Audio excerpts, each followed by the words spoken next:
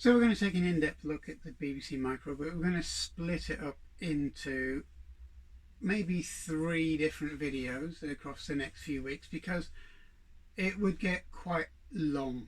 There's a lot to cover. So what we're going to do is we're going to cover the interfaces on the BBC Micro and why it made it different to every other microcomputer that was out there.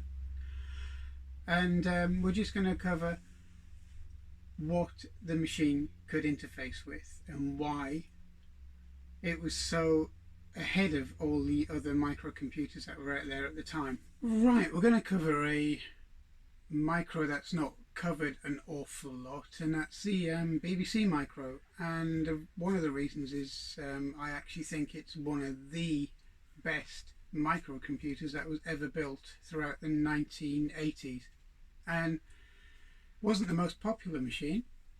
Sold about 1.5 million, mainly to education and also laboratories and serious kind of application users.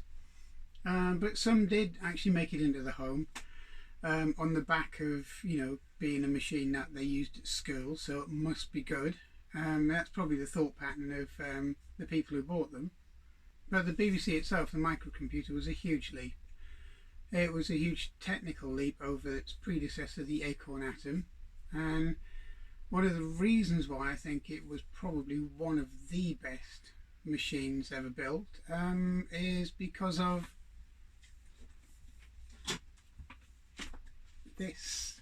This is a reprint, double-sided, of their manual. It's huge. It's over 600 pages long,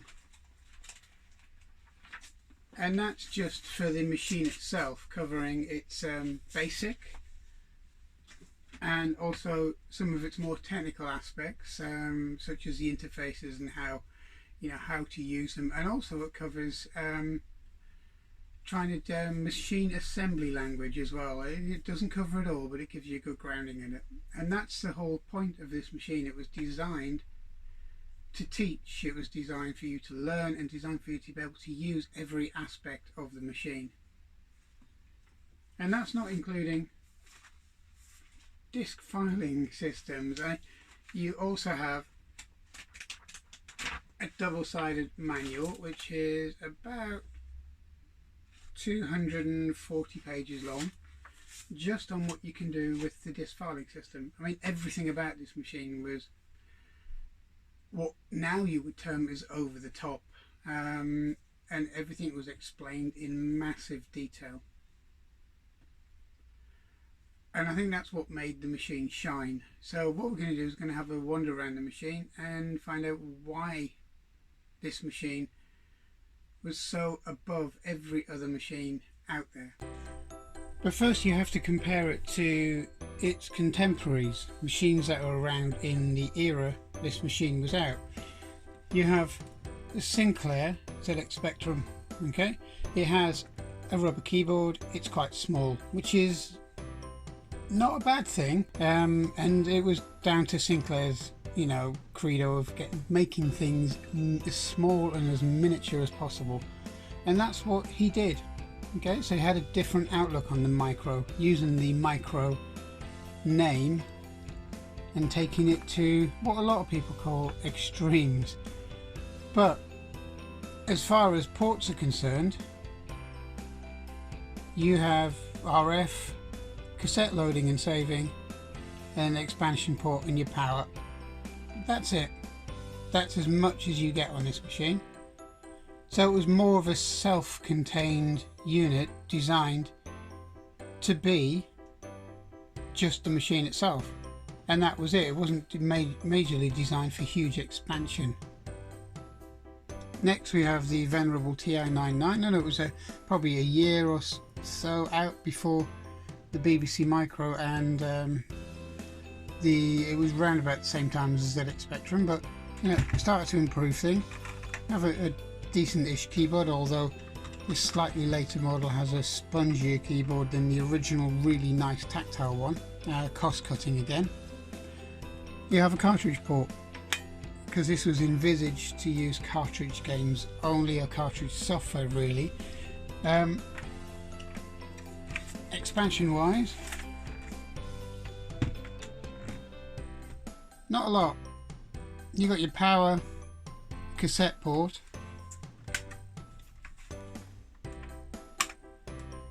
an expansion socket on the side for adding sidecar RAM, etc.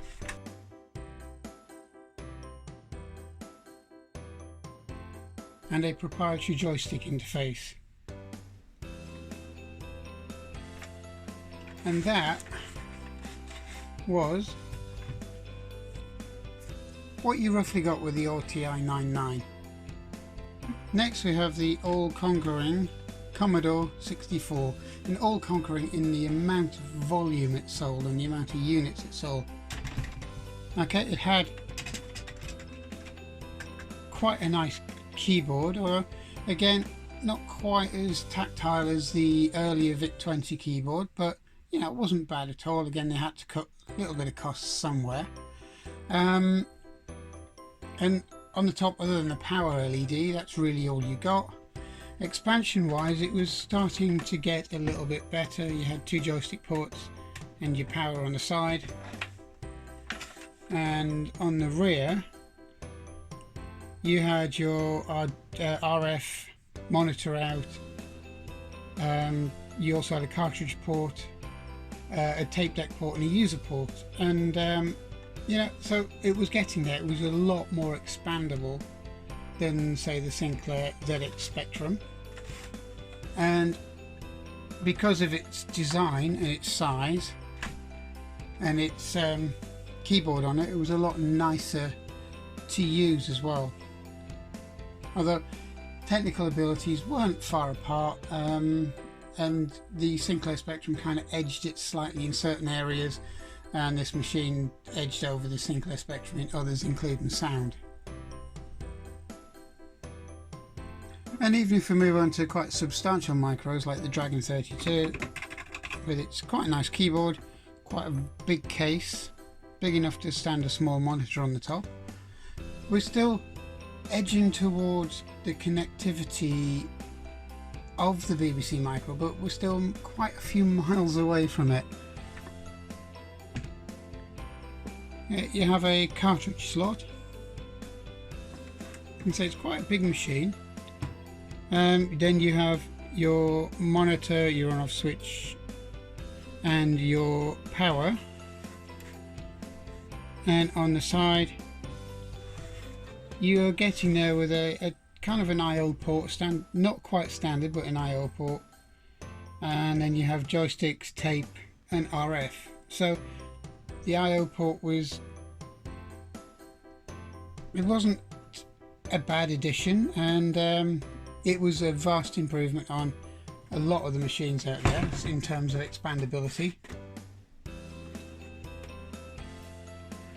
But as you can see, it's quite a chunky, good sized machine.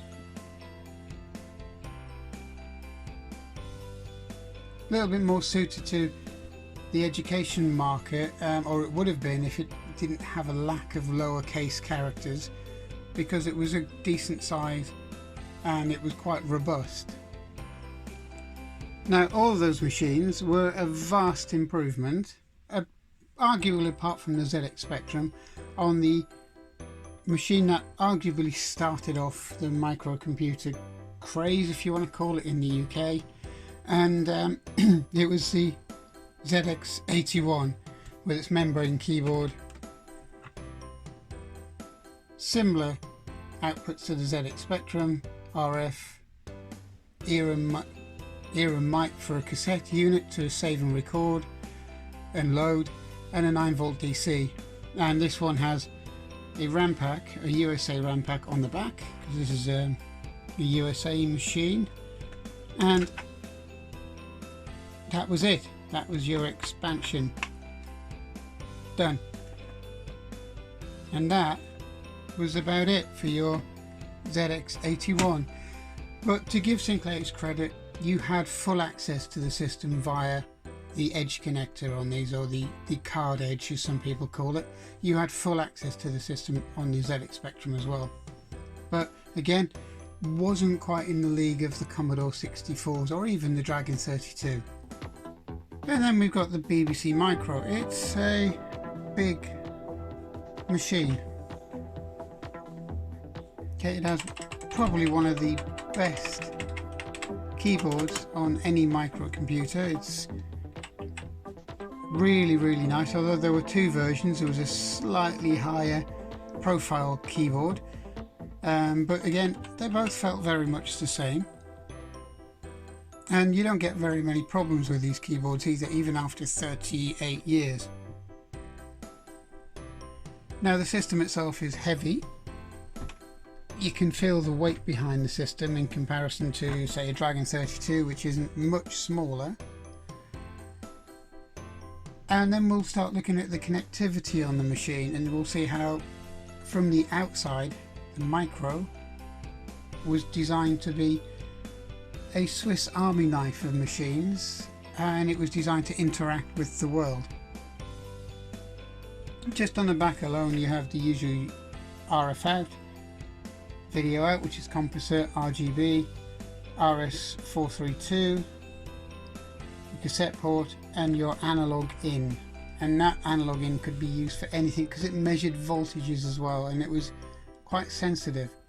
And then you had something which, if you got it fitted to the machine, which is the Ethernet port, which is networking on a BBC 1981-82, that even Bill Gates, when he came to see the machine, didn't have a clue what that was all about. And he literally, and it's not folklore, it's actually been recorded, that he didn't understand it, which is again another quite innovative feature of the BBC Micro. Then you've got your power on and off switch here, and as you can see, it's quite a power hungry machine really. It's 50 watts it's rated at, this machine, so it's not massively eco-friendly compared to modern devices, but then again it does a lot more than a lot of modern devices in terms of connectivity.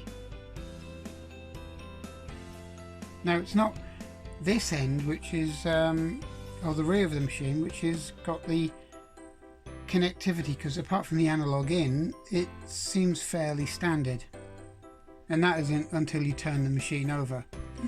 Now this is where things start to get a little different to most other computers out there. Firstly, from left to right you have the tube interface. The BBC was never really designed as a single processor unit. It was designed as a dual processor unit. It wasn't part of the BBC specs, so they kept the interface in it so you can run two processors. A dual processor, either a Z80 or a 6502, and now in modern times you can actually use it to plug in a Raspberry Pi and use that as a second processor and run it at Raspberry Pi speeds as well. So you can bring this machine bang up to date in comparison to most other machines of the era. You have a 1 megahertz bus. You also have, which is in here, is where my little SD floppy drive system is installed, which is your user port, which has access to data lines. You also have a printer port, which uses a ribbon cable, but it's kind of Centronic style, so it's usable, and you can still use most of the standard printers of the time on it. You also have a disk drive port built in, which not many machines had direct access to disk drives. You always had to have an add-on or a disk drive with huge amount of electronics in it to make it work, such as the Commodore drives, which was basically another Commodore 64 under the lid. And then you have an auxiliary power out to power things such as your disk drives or external units, and it puts out 5 and 12 volts, and so you don't need extra power sources if you plug in a disk drive on a lot of the units, although a lot of disk drives did have a second power lead, such as the Kruman 4080 track machine. but you can see the connectivity on these machines is vastly superior to most other machines. So basically the BBC Micro was kind of well endowed in comparison to most other machines in terms of connectivity, and that's not where it ended as well, because the graphics modes on this machine were well above what nearly every other microcomputer could cope with. And at the time you didn't have machines that were easily connected to hard drives, and that's where the 1 megahertz bus came in on the BBC Micro. It allowed connectivity to hard drives. It also allowed connectivity to other devices because it was directly on the bus, so sound synthesizers, and you could daisy chain devices off of that bus as well, so you weren't restricted to just one item. Now the tube interface, it was a revelation at the time, although I don't think many people used the tube interface in the home because it was quite expensive to add your second processor, which could run at speeds of up to 10 megahertz, and that depended on the machine. But you know, you could just plug in a Z80 or even another 6502.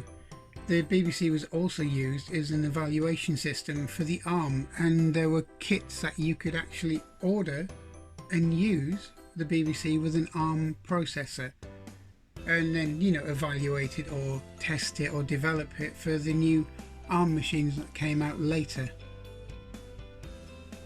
So it was kind of a Swiss Army knife of computers. It could do just about everything you would have wanted at the time, and probably more.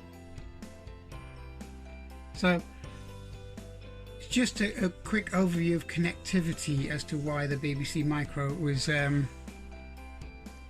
possibly one of the best computers, and not saying it sold the best, as I've said before, but you know, we're just looking at the connectivity of the machine itself.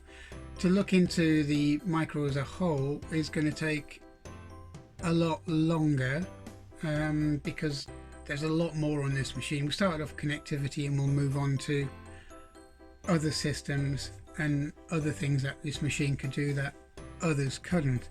But as an aside, the graphical capabilities of this machine were virtually unsurpassed at the time, because it could display 640 by 256 pixels on the screen at any one time, and that's an 80 character set, which it was a native display mode. But one of the most useful features that the BBC Broadcasting Corporation used the machine for was the teletext system, and it had a mode 7, which was teletext, which used 480 by 500 pixels, but the character cells were only 40 by 25, and it allowed the machines to produce teletext, which was kind of a text-based information system that would broadcast, and you could, you know, choose your pages via your remote control and then select what you wanted to look at, and that was, you know, 1980s. So it was a kind of an early form of interactive viewing or interactive information systems that the internet is becoming a later date. But we'll go through the graphics and the resolution settings and the sound and even the system itself in the next video, because this one would take hours to produce, so we'll split it up into 3 or 4 separate parts. Okay, so I hope you enjoyed this look into connectivity of the BBC Micro and what it could and couldn't do compared to other machines, and I hope that you enjoyed this and you'd like to subscribe. As I say, there's going to be more on this model coming shortly. Okay, thanks for watching. Goodbye.